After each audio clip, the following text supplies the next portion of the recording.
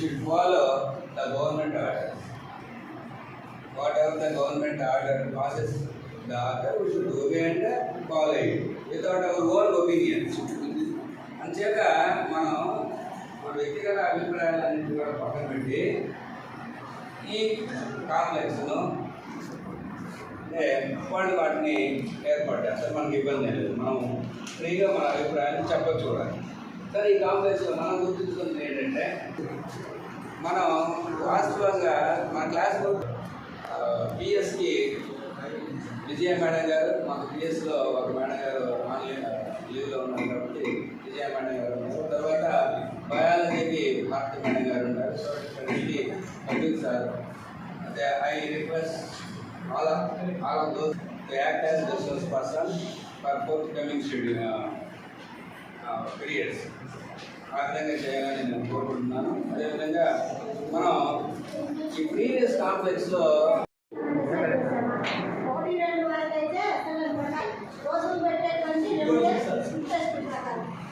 అవన్నీ grades divide చేసుకొని ఈరోజు తీసుకురామని చెప్పారు. దాని డిస్కషన్ జరగాలి. తర్వాత యాక్షన్ ప్లాన్ సిద్ధం చేసుకోవాలి. నెక్స్ట్ మంత్ మనం మళ్ళీ థర్డ్ సాటర్డే కలిసేటప్పటికి మనం యాక్షన్ ప్లాన్ అమల్లో పెట్టి ఎంతమంది సీని బిగా మార్చాము, బిని ఏగా మార్చాము, బిని సిగా మార్చాము అనే విషయం మనము ఖచ్చితంగా మనం రివ్యూ చేసుకోవాల్సి ఉంటుంది. యాక్షన్ ప్లాన్ అంటే మనము ఎంట్రన్స్లో వచ్చేటప్పుడు ఎటువంటి ఆలోచన ధోరణితో వచ్చాము, డిస్కస్ చేసిన తర్వాత యాక్షన్ ప్లాన్ డిసైడ్ అయిన తర్వాత మనం వెళ్ళేటప్పుడు ఎగ్జిట్ వేకి వెళ్ళేటప్పుడు మన యొక్క ఆలోచన ధోరణి ఎలా ఉందనేది మన ఫీడ్బ్యాక్ ఫామ్ కూడా ఇవ్వాల్సి ఉంటుంది. అది కూడా ఫీడ్బ్యాక్ కూడా ఇస్తాము మేము. అంటే ఇంకా ఎలా జరిగితే బాగుంటుంది, ఈరోజు మనము తీసుకున్నటువంటి మంచి డెసిషన్స్ అనేవి కూడా దాంట్లో ఉంటాయి. అంటే వచ్చేటప్పుడు ఉన్నటువంటి వచ్చాము అంటే మనకి సాటర్డే అంటే వేస్ట్ అయింది, మన ఇంట్లో పని వేస్ట్ అయింది అని కాదు. మనకి ఈరోజు స్కూల్ వదిలిపెట్టి పిల్లల్ని వదిలిపెట్టి వచ్చామంటే ఆ పిల్లల్ని సరైన మార్గంలో తీర్చిదిద్దడానికి, వారిలో స్కిల్స్ డెవలప్ చేయడానికి మనము సిద్ధం చేసుకునేటువంటి యాక్షన్ ప్లాన్ మీద ఆధారపడాలి. ఖచ్చితంగా మనం వెళ్ళేటప్పుడు ఖచ్చితంగా మన భావాలు కొంతవరకైనా మనం ఇంప్రూవ్ చేసుకొని ఉంటాం. ఆ యాక్షన్ ప్లాన్ సిద్ధం చేసుకోవడం కోసం మొదటి మీటింగ్ని మనం ఉపయోగిస్తాం.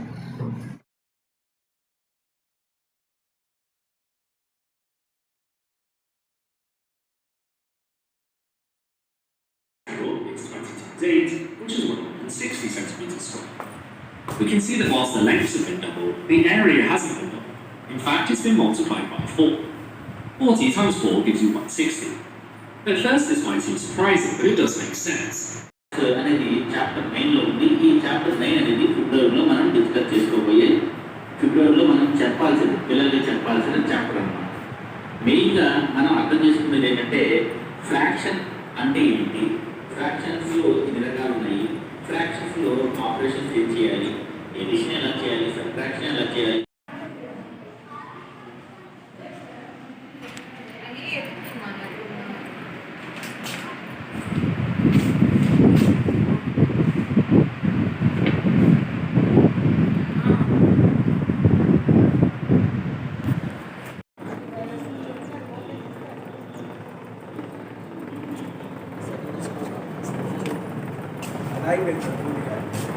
దీంట్లోనే వస్తుంది, ఫోన్లోనే వస్తుంది.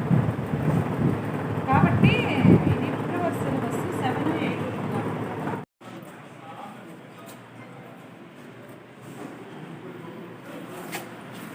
వెంకటేశ్వర సార్ లేడు.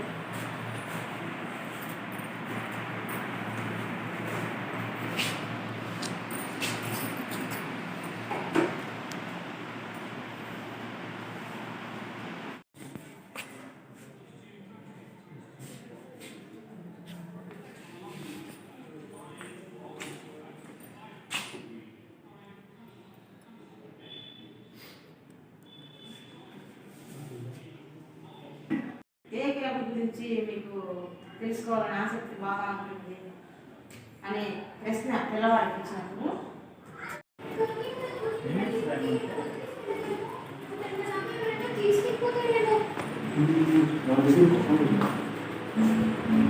అలాగే చెప్పి కొంచెం గడ్డి నోట్లో తీసుకొచ్చి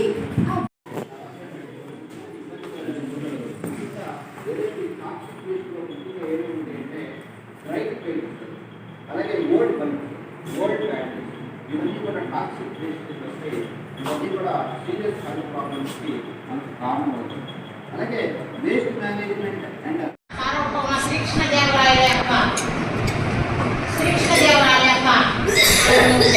పాండిత్యాన్ని దశ దిశలా దేశంలో నలుమూల వ్యాప్తి చెందించడానికి వారు ఎంతో కృషి చేస్తారు.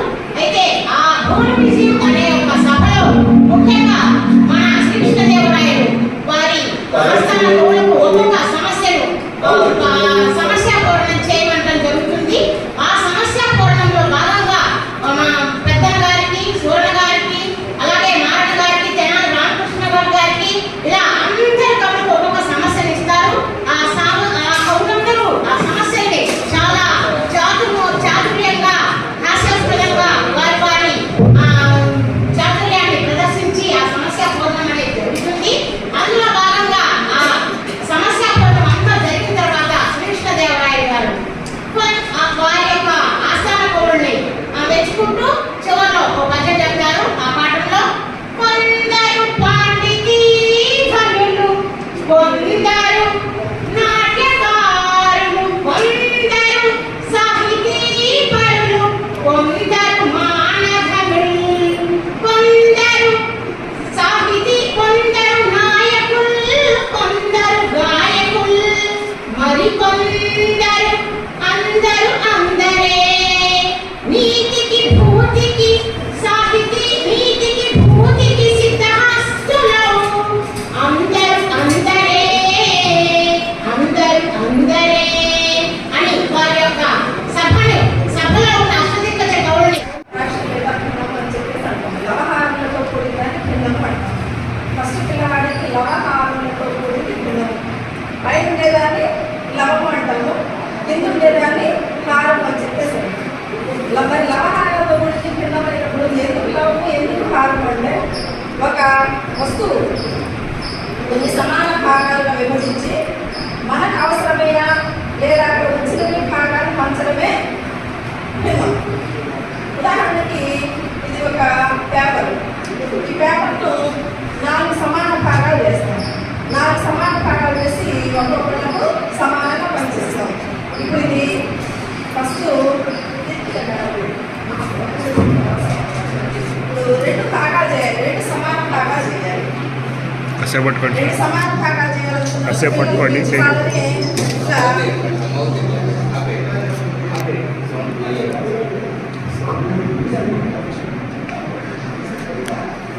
రెండు సమాన భాగాలు చేయాలనుకున్నప్పుడు పేపర్ 2 సమాన భాగాలు చేస్తాం. ఒక్కొక్క భాగాన్ని ఏమంటాము సగము. ఇదొక సగము, ఇదొక సగము. ఎన్ని భాగాలు చేసాము? 2 భాగాలు చేసాము. 2 భాగాలు చేసిన భాగాలు కింద, దాన్ని హారం అని చెప్పేసి అంటాం. కాబట్టి ఇక్కడ పోతు మీద 1/2. 2 అనేవి మనం చేసినటువంటి భాగాలు వచ్చేది. దీన్ని ఇద్దరికి సమానం చేసినప్పుడు ఒక్కొక్క భాగము చేతికి ఒక సగం వస్తుంది. కాబట్టి 1/2, హాఫ్. అదొక కాన్సెప్ట్. నేను ప్రైమరీ మాత్రమే చెప్తున్నాను మేడం. ఓకే.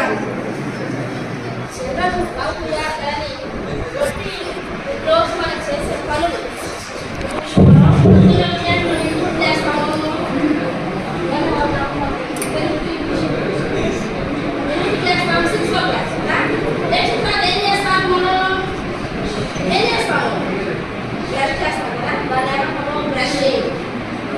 మనం రొటీన్ డైలీ లైఫ్లో చేసేటటువంటి యాక్టివిటీస్, బ్రషింగ్. తర్వాత ఏం చేస్తాము? పిల్లలు చెప్పాలి answers. Give me answer. Walking. స్నానం చేస్తాం కదా, వాకింగ్ చేస్తాం. కాబట్టి స్నానాన్ని వాకింగ్. తర్వాత ఏం చేస్తాం? ఈటింగ్.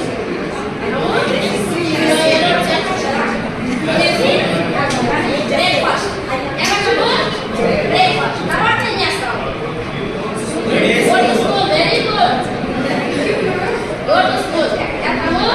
స్కూల్ తర్వాత లిస్నింగ్ లెసన్స్. Very good.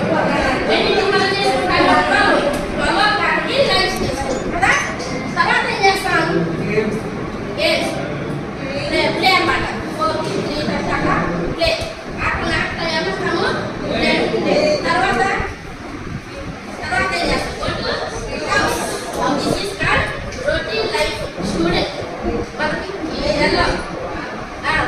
ఇంటికి తర్వాత మళ్ళీ ఏం చేస్తాం?